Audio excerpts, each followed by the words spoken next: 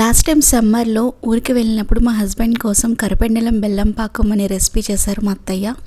Recipe అయితే చాలా అంటే చాలా టేస్టీగా ఉందండి. మన హెల్త్కి కూడా చాలా మంచిది. కరపెండలం అప్పుడప్పుడు తింటే కరపెండలం తినడం ఇష్టం లేని వాళ్ళు ఇలా ఒకసారి ట్రై చేసి చూడండి. కరపెండలం దుంపకున్న పైన పొట్టంతా తీసేసి ఇలా చిన్న చిన్న పీసెస్ కింద కట్ చేసుకోవాలి. ఇప్పుడు ఒక కడాయి పెట్టుకొని స్టవ్ పైన 1/2 kg దాకా బెల్లం వేసుకొని తగినన్ని వాటర్ వేసుకోవాలి. వాటర్ అంతా చిన్న టీ గ్లాస్తో వేసుకుంటే సరిపోతుంది. ఇదంతా తీగ పాకం అయ్యేంత వరకు కూడా ఉడికించుకోవాలి. అలాగే దీంట్లో కొంచెం ఇలాచీ పౌడర్ కూడా వేసుకొని బాగా కలుపుకోవాలి.